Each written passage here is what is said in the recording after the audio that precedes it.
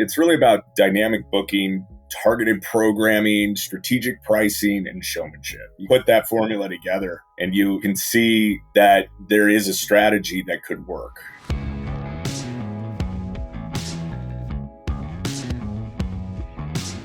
This is the Box Office Podcast. I'm Daniel Loria, the editorial director of Boxoffice Pro, the pulse of theatrical exhibition. And in this week's episode, we'll be going over some new and innovative ways to look at programming, especially as we're going through a nightmare of an October at the box office. Our friend from Western Film Services, film booker Joe Garel, who also does a lot of distribution with his outfit, servicing a lot of independent cinemas and small chains. He'll be joining us in the feature segment to talk about how exhibitors can look beyond the studios for programming. And boy, do we need it, because we've been going over a bad dry spell at the box office. Joining us this week on our news panel is my colleagues and co-hosts Pahle and Chad Kennerk from Boxoffice Pro.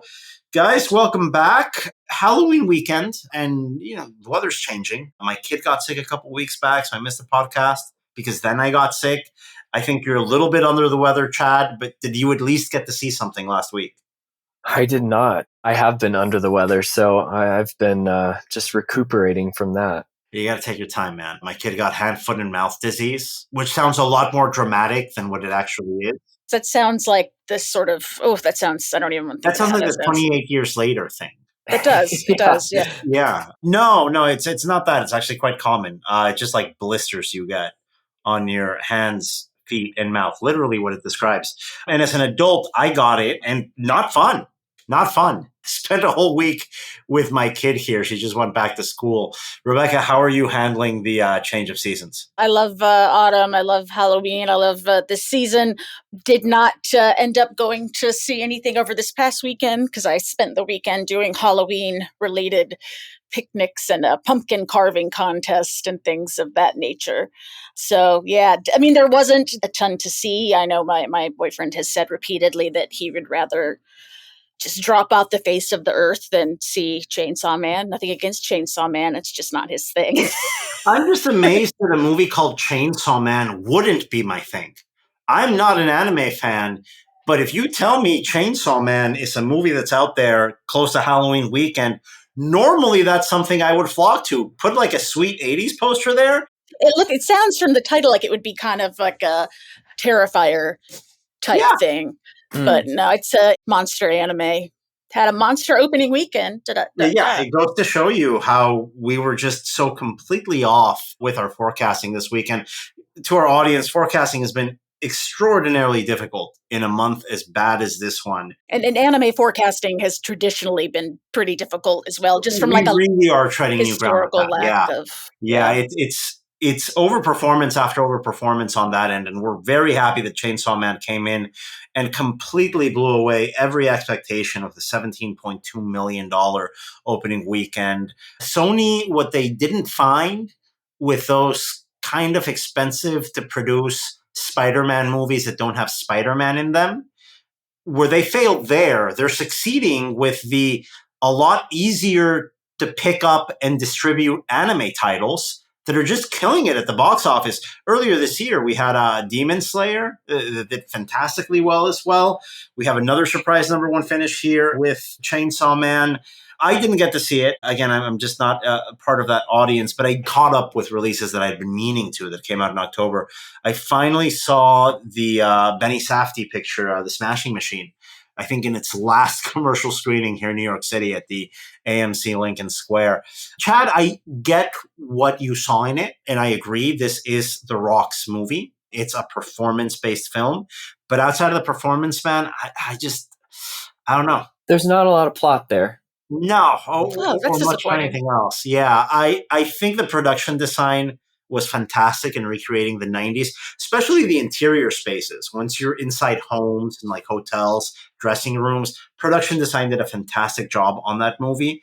And then the other movie I saw, also set in the 90s, where the production design was fantastic, was Derek Cianfrancis' Roofman. I saw that with my wife over at the Mamaroneck Cinemas. A wonderful movie theater. Rebecca, if you're ever north of New York City, make a pit stop there. Wonderful little town. And this movie theater is in a really quaint downtown area. I think they've got like 8 auditoriums, really good programming, great concessions, great technology in there. I really want to give them that shout out. My wife and I had a fantastic movie going night out there north of the city. I haven't seen Roofman yet, but I just spoke to my parents and they're seeing Roofman. Let's head in Charlotte. Actually not in Charlotte. Charlotte. Well, I was talking to my my mom about it today because they're going for like Dad's to celebrate his birthday. We lived like right there at the time. We lived like less than a mile away from the Toys R Us, I think. No way. So yeah, they're going to see that tomorrow. Some days it feels like they see more movies than me, but they're retired and I'm not. So they are the demo that has the time for it. I loved it. I really had a great time with it. The sort of studio movie that you rarely get to see anymore. And I hope that audiences can rediscover the film eventually. Set in the 90s, set in the golden age of the big box retail store, and just has a wonderful like hometown feel to it. Shot on location with a lot of the people from that era, like that were involved in the true life story. If you guys are interested in it, listening to this episode, we have an interview with director Derek Chen-France from earlier this month here on the Box Office podcast, where Derek and I go over the making of Roofman. But I had a great time watching it over at Mamaroneck Cinemas last weekend. Well, guys, outside of that $17.2 million opening weekend for Roofman, I wish we would have something a little bit more to celebrate, but the 2 new releases really failed to connect with audiences at large. The Springsteen movie, Deliver Me From Nowhere, opening to 9.1 million, single digits.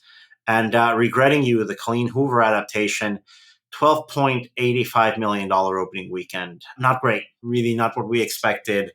The Springsteen movie, maybe it finds some audiences in Chase Weeks. Regretting You, I don't know what happened there. I mean, Colleen Hoover is a brand name to herself. And after the success of earlier adaptations from the author, I really thought this could at least hit the high teens. Yeah, I mean, I guess it's the one prior book that had been adapted, I guess, was her most popular book. There's another Colleen Hoover adaptation coming out, I think 2026. So definitely be adjusting expectations on that one. I do wonder if the Springsteen biopic is going to be one of those movies where they change the title for home video. Like, just call it Born to Run. Yeah, Born to Run would have been a great title. Everybody knows what that is. Deliver Me From Nowhere, released the weekend before Halloween, also sounds like a horror movie. So if you go to the movies blind, you buy a ticket for Chainsaw Man or Deliver Me From Nowhere, yeah, chances are you probably came out disappointed. We wish there would be a new horror movie opening up on Halloween. Sounds like a good weekend for that, but nope. Historically, though, the horror nerds tend to be doing other things. Yeah, I get it. I mean, I don't think it's a coincidence that we don't have literally any new wide release from studios this coming weekend.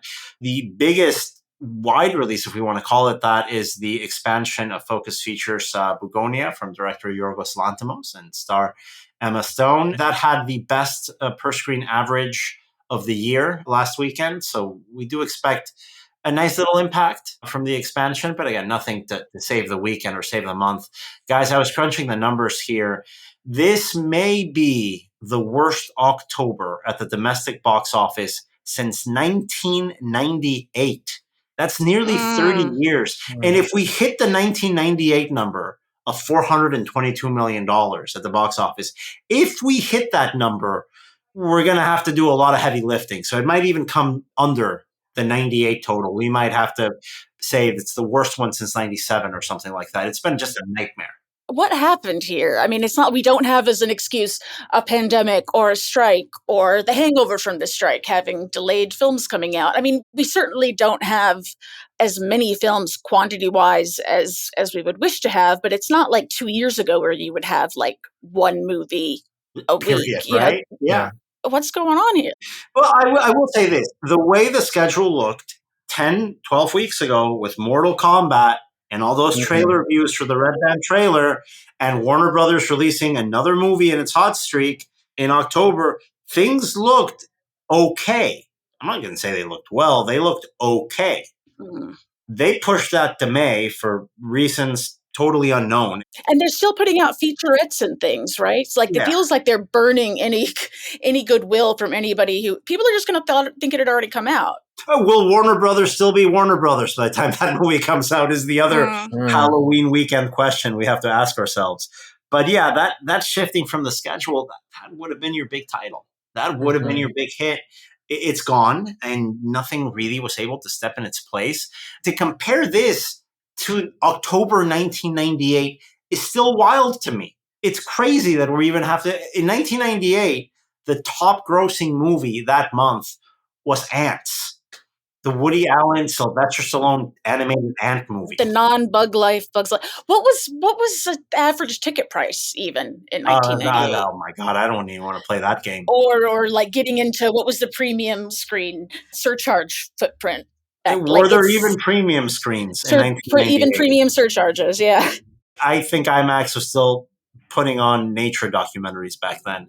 And it's looking like Tron Ares is going to finish this month as the top grossing title of October 2025, because I don't think anything else is going to rally to take that, Underperforming. Can you imagine this month if we didn't have the Taylor Swift documentary thing in the beginning? Or if we didn't have Chainsaw Man overperform? It would have been a total nightmare. It's already pretty bad. But how dire this month would have been if it wasn't for these two gifts that we had, one from Sony Crunchyroll and the other one from AMC and its working relationship with the world's biggest pop star. It's concerning. It's disappointing. We've already had 5 weekends under $100 million domestically. We're looking at the 6th consecutive weekend under $100 million domestically. Honestly, it feels like I'm watching my beloved Colorado Buffaloes football team just lose week after week after week, which, by the way, we're doing that right now already in real life. It's a losing streak. And I don't know how we snap out of this. Predator Badlands, the pre-sales there aren't great.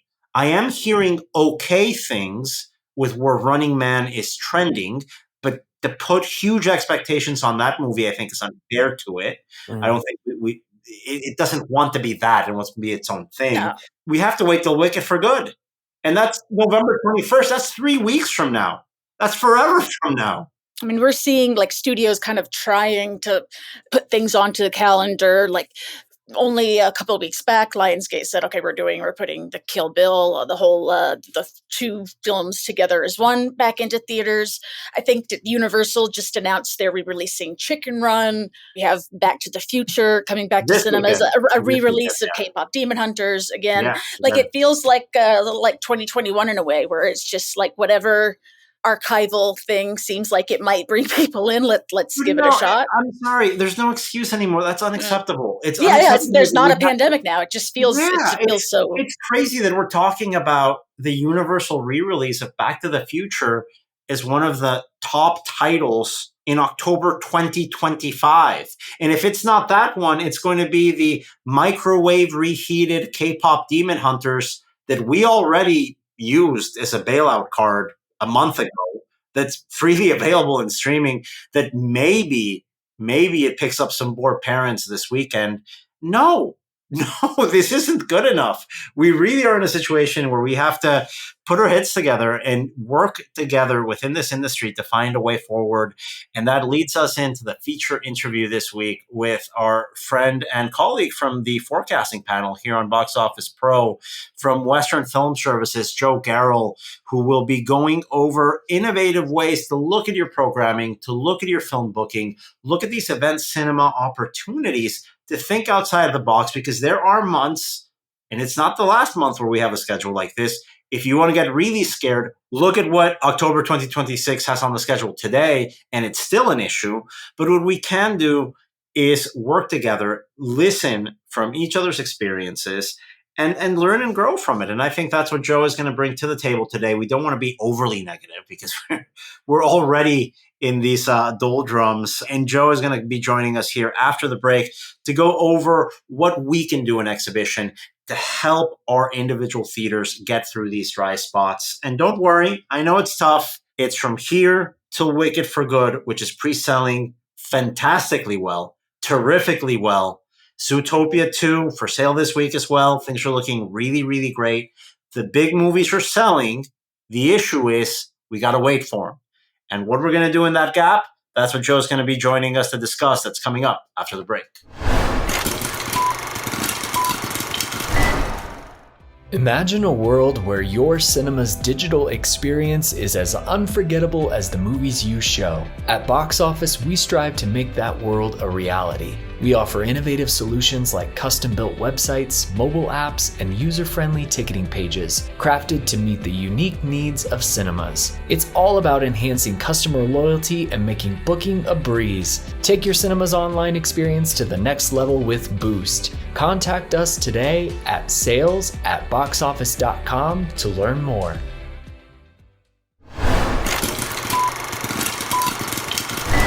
And we are back here on the Box Office podcast with the good news part of the episode. After a grim news section with my colleagues Rebecca, Pahle, and Chad Kennerk, we are joined now by Joe Garel from Western Film Services. Joe, welcome back to the podcast. Friend here of Box Office Pros, you're a part of our forecasting panel, a series of industry experts that contribute to our forecasting week in, week out. But before we get started talking about how, as exhibitors, as members of this industry, we can really take matters into our own hands and make the best of this downturn as possible. If you could give a quick little intro of your own background and of your company, Western Film Services, and everything you guys do. Thanks for having me again. It's good to be on your podcast and discussing the trends and whatnot of our industry. So at my company, we've been doing a lot. I started as, film buying for roughly over about 113 screens, which I'm doing currently right now. I've got about 38 theaters that I'm programming on a weekly basis, which is giving me a really good kind of finger on the pulse of the industry. Small town USA to, large markets like Los Angeles and Raleigh, North Carolina, and San Luis Obispo, college markets like Missoula. And, now I'm kind of seeing opportunities where opportunities necessarily haven't really shined. So I started discussing with some partners about distribution. And then I started to distribute some films, working with, Brahmarama and working with CJ and my own company and little films here and there, and kind of finding these audiences that are underrepresented within the US market. And like perfect example would be the Filipinos in the US. There's 4.6 million Filipino people living in the United States that are looking for representation in entertainment. And working with the Brahmarama and ABS-CBN, I brought Hello Love Again to the US market, and with our friends, and brought it into Canada as well. And the previous film to that grossed 1.7 million. That was like their biggest that they'd ever done. And that was on Hello, Love, Goodbye. So Hello, Love Again was the sequel to their biggest film. I looked at the census data and started seeing opportunities where they missed out because they'd only gone 80 runs in the US. I took about 250, including Canada, and we got it up to $5.7 million. And it was like on a holiday weekend, which, is like extremely difficult to get in. But what we showed is these niche these niche audiences want to go to the movies, and they'll go and spend money. And typically, you get them in the door once, you can bring them back for other titles down the road. So that strategy has kind of led me to working with CJ Entertainment and doing K-pops or K-pop films, concerts and whatnot. I just did 1 in a Million last week, and one show a day. The idea was to leave the bookings open. Typically, you put a booking in, it's 2 weeks clean, 5 shows a day, and you're stuck to it. This strategy with alternative programming, you go in and say, look, we're going to focus primarily on the opening night, but then we're going to want encore showing. So we'll give you 1 show a day, or 1 show on this day, 1 show on this day, and really target those days. And what I saw was little spikes in box office every single day. Or the film for the whole week did $303,000 in about 500 runs. That's great. I mean, I was in the top 20 on the hourlies on Monday, Tuesday, Wednesday, Thursday. So we're bringing in new audiences midweek, which is typically down, where you don't need 8 screens of whatever major title's opening. You don't need 40 showtimes on a Monday night of the same film. Nobody's going to show up. You just have empty auditoriums. So teaching the buyers to really start thinking more about showtimes and less about policy is kind of the ideas here, and blending those together with, distribution and exhibition, and trying to get a pattern that we can use to show the data to prove to our partners out there, like, hey guys, like if we program this at 10 o'clock and this at 12 o'clock and this at 3 o'clock and so on, you're maximizing occupancy ratios every hour. And that's what we should be doing and trying to focus on. And we're in a weird marketplace right now where the government shut down people aren't using entertainment dollars. Prices of groceries are through the roof. I mean, all of this is happening. You have certain demographics that are afraid to go out into public because of persecution or whatnot, and this all has an impact on box office, attendance. And we have to at least be aware of that. And pricing is a factor here. It is a huge factor. For example, I've got customers that I would classics programs with, and we'll do $5 nights, for Monday, Tuesday, Wednesday on those classics programs. But I'm bringing in 100 to 150 people on a Monday night that typically aren't going to the movies, but they are because of the $5 price point. People are not spending money right now. But if we can get them to have some entertainment and get them in the door, there's an opportunity that they will come back. I think from what you're saying, Joe, there are a number of observations here I want to pick up on. It's not really about locking up a screen. It's about optimizing your showtimes. You lock up a screen, as I think a lot of exhibitors have found out the hard way. For the last 6 weeks, you might be playing a horror movie to an empty auditorium at 10 a.m.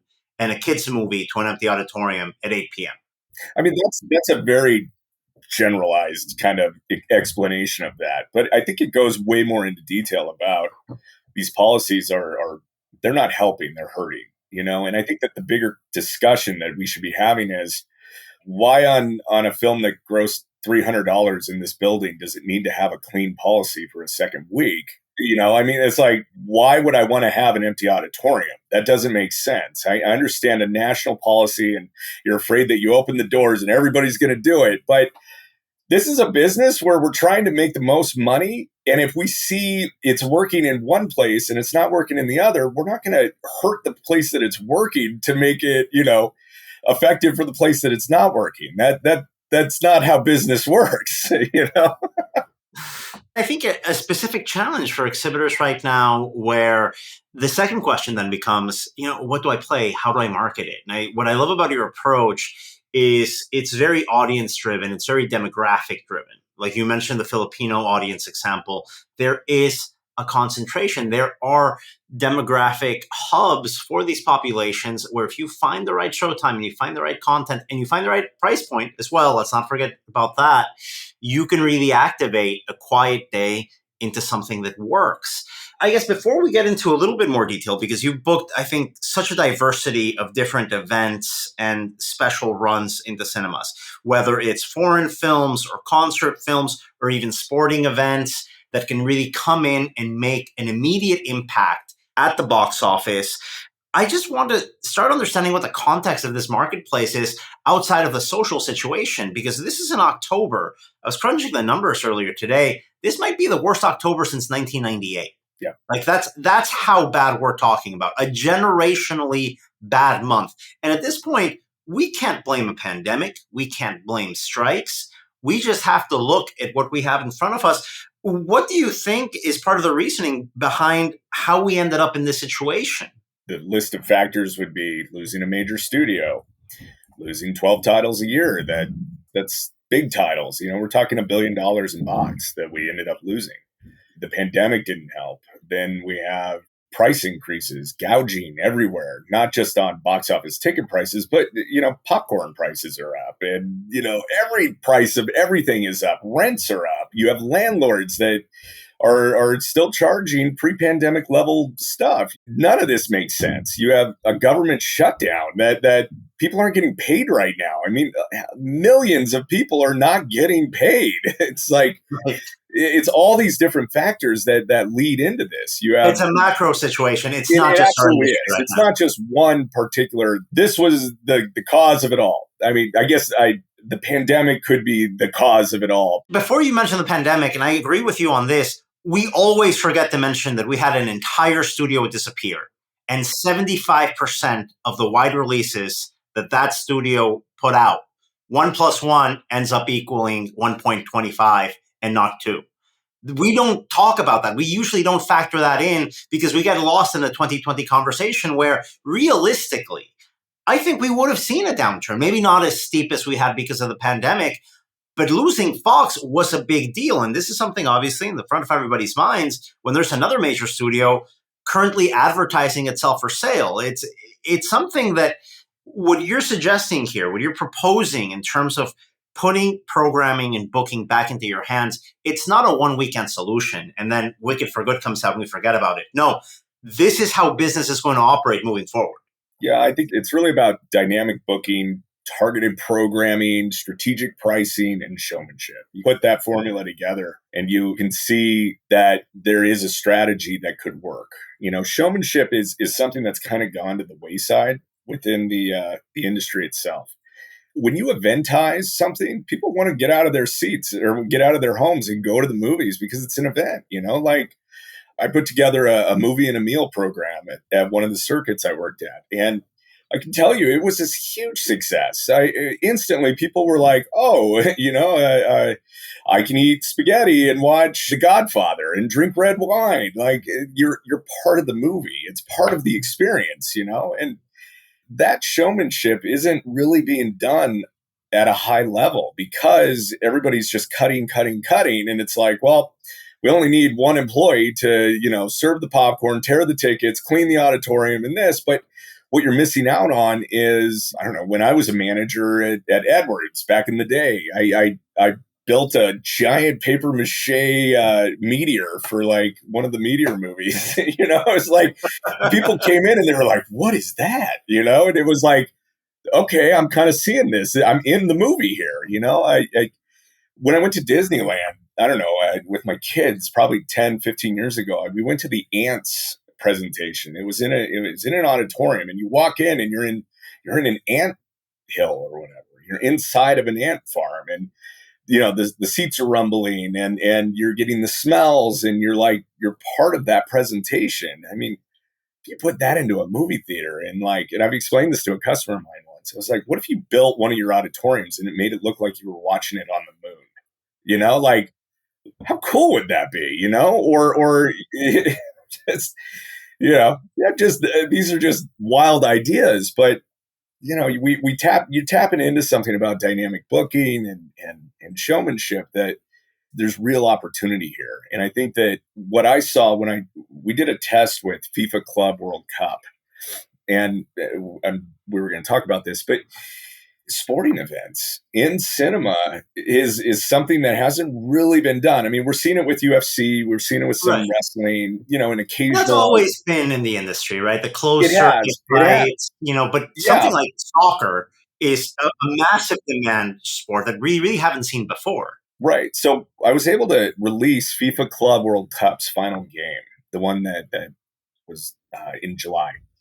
And I brought it in and I did a test with iPic Cinemas and just a couple of other chains. And iPic got it. Like Ryan Wood, who's the buyer over there, is awesome, by the way.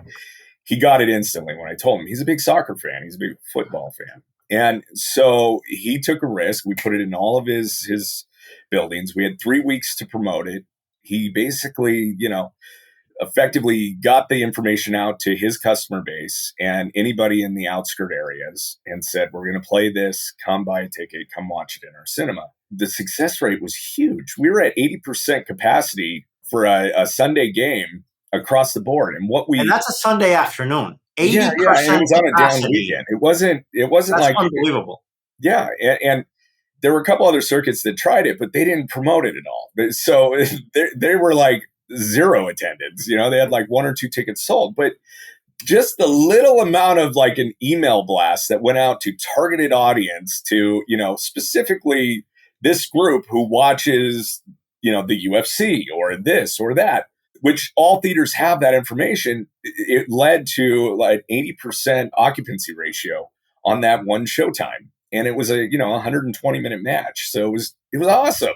Yeah. Huge success. But the findings there is a ton of money to be made if we can have access to sporting in cinema, because families were enjoying coming to watch, the game with their kids, where they can't go to a bar and watch it, but they can go to a safe space like a cinema and have a beer and still have fun with their kids. It was so eye-opening that we're working on next year's FIFA World Cup now. And that's the hope, that we can work something in, because I think it's 1,000 runs in the US that can generate, several $1 million in box. And the technology is kind of a barrier right now, because, do we use a satellite delivery or an internet delivery system?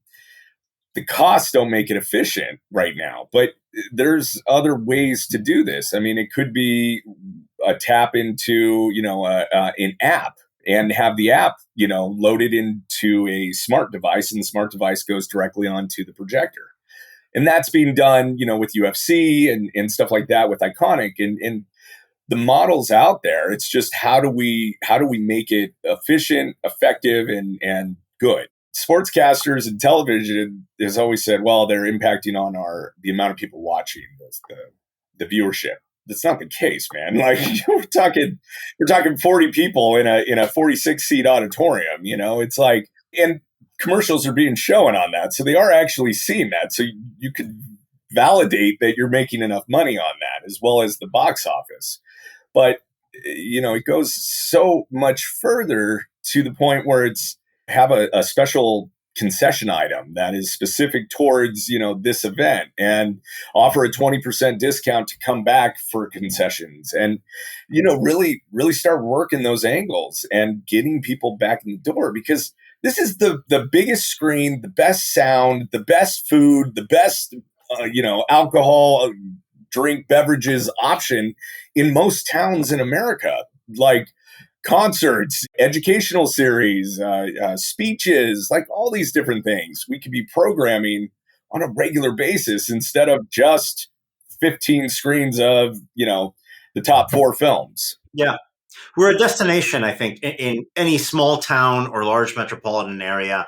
I think embracing that is really going to be a big part of moving forward with things. And if I look at this month alone, you see where October started with the Taylor Swift event happening, topping the box office. This weekend, we've got the return of the K-pop Demon Hunters event cinema run from Netflix, a movie that ended up being, for a 3-day run, a 2-day run, I forget what it was, without the biggest circuit in the world supporting it, still ended up topping the box office last month. It's coming back again this month.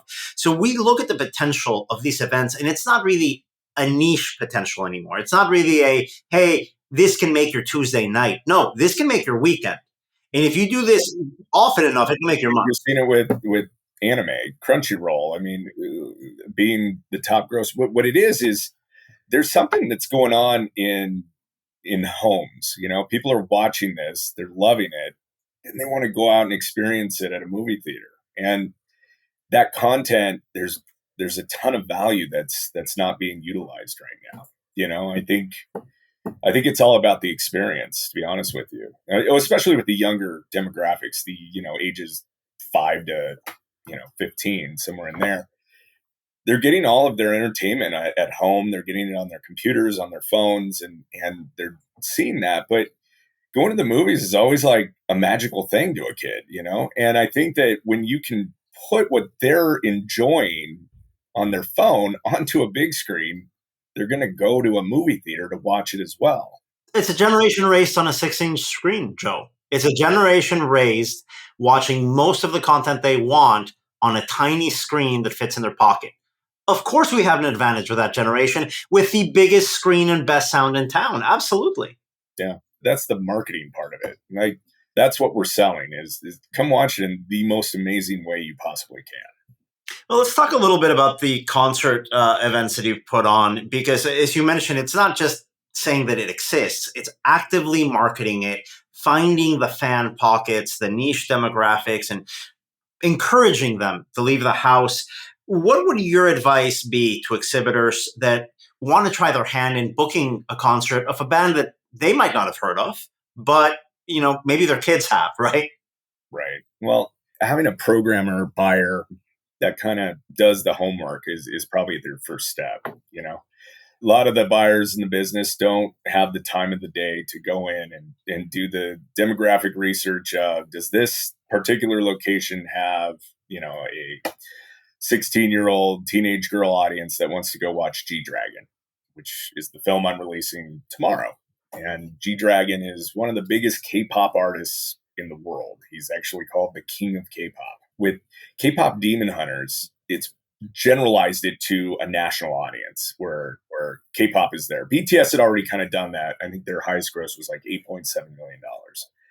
With K-pop Demon Hunters, it brought it to the mainstream. So just using K-pop as an example, there's more and more people that are interested in watching it. So there's real opportunity here. And it's kind of like, knowing that, how do you get that audience to know that you're playing it? And, the majors have done a really good job promoting their alternative programming, especially for like Asian targeted audiences and whatnot. AMC in particular does a great job. And so does Cinemark, and Regal's been great too. But what they're doing different than what the independents are doing is pushing that out to that audience. They do those targeted emails, they go above and beyond, and social blast to the groups, also letting the groups that are like your, fan groups know that it's playing at their cinemas. Can independents be able to do that? They can. It's just almost like a disconnect between marketing and booking. The bookers kind of are bringing it into you. Now the marketers have to take what the bookers are doing and go with it. But the marketers want to only promote the ones that have success rates that are high. And it's like, you want those marketers to take these little like nuggets of opportunity and put the elbow grease in, and it'll be an even bigger success. 20, 30 years ago, our marketing was all done on TV and radio. And that was the only place you could watch it. It's been fragmented so many different directions now that, you can't market to a broad audience anymore. It's just, I guess like on the World Series you could, on the Super Bowl you could, but that's one event. It's not a whole month-long platform that gets the people interested to go. And that is also one of the biggest issues that we're facing right now, where, independent theater or independent distributors can't spend $200 million trying to fragment to every little audience that's out there with every device and every YouTube channel, to this, to that, to there. That financially doesn't make sense. Like you can't do it and then make any money in this. So how do you do it is really that targeted niche audience, then going after that specific group for that specific show time on that specific day at that specific time. And that's kind of what needs to happen to work. Wicked is gigantic. Wicked is spending hundreds of millions of dollars marketing their stuff. You go into a Walmart, you can buy Wicked hairbrushes. You can buy, there's partnered brands across the board. And I'm trying to understand that world a little bit better, and I have a documentary with Paris Hilton coming out in January, and Paris and her team are amazing. Like they have got their finger on the pulse of consumers, and they have housing goods. They have her, fragrance brands. They're bringing in, close to, I think it's like $3 billion in sales a year just on her brands alone. And the documentary is about, her life leading up to finding how music helped her succeed and, get through hard parts of her life and what she's loved. And she's seriously talented, which is amazing. Like, she's great at singing. I was blown away when I saw her. I'd never known her beyond just what the media had kind of given in the 90s and 2000s. And she's an amazing person and kind of happy to be a part of this. But we're talking about, how do we partner with exhibitors and get the fan base that is in the consumer part of it into the movie theaters to go watch the documentary about her concert and all that kind of stuff. And it's been an interesting run so far, and we're seeing a lot of opportunities, with eventizing and like bringing sorority groups, and all these different things. And the amazing part is, she put a documentary out on YouTube 3 or 4 years ago. It had 80 million views, 80 million downloads. I mean, if we can tap into 1% of that, that's 800,000 tickets. Holy crap. And again, leading back to the kids watching it on their devices, bringing it into the cinema is exactly that. It's 1% of 80 million into a cinema. Let's take a gamble. Let's roll the dice and see if we can get that to work. No, I think it's at the heart of all of this. And one of those secret weapons that we can't stress enough in this industry. Of course, social media plays a role, but your email list at a specific location basis, right? On a location by location basis, having those email signups, that really opens up the world to reaching audiences, letting people know what your programming is. If you have a loyalty program that you can match consumer behavior and ticket purchases or concession purchases to, and there's a lot of website providers that do this, that's even better. And yeah, getting people to sign up, I know that's a challenge, but for exhibitors, Halloween's coming up, Thanksgiving's coming up, you're going to have a lot of community events where you can put up a booth and maybe you can do a very simple giveaway, a very, easy marketing things. To tell a story about this exact thing, my grandfather, he owned movie theaters back in the days. His dad owned movie theaters, fourth generation. So my grandfather, in times were tough, would go to the grocery store. He'd buy, a bag of groceries and he'd bring it to the cinema. And it was called like raffle grocery night or something. And you'd come buy a ticket, and you get a raffle ticket. And before the show, he'd do a raffle and somebody would win a bag of groceries. I mean, showmanship. Like, that's all it was. It was just reach out. Yeah. And it totally worked back in the day. Like, that was an exciting thing for the town, On a much more grassroots level, you show up with, a bucket of Halloween candy in a block party, a neighborhood block party in a local downtown. Just say, hey, grab a couple candies, sign up to our mailing list. I mean, something that simple, and doing that little bit of outreach, making sure that you have some staff members available out there and becoming part of that local community. Restaurants are doing it. Wine stores are doing it, right? Local pharmacies are doing it.